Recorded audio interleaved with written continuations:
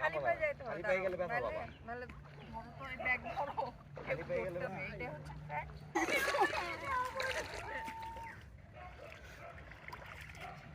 জীবন আরে জীবন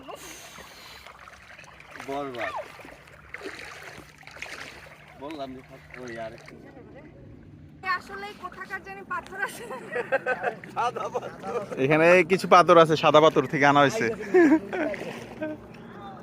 এদিকে একটু নরম নরম কাদা আছে।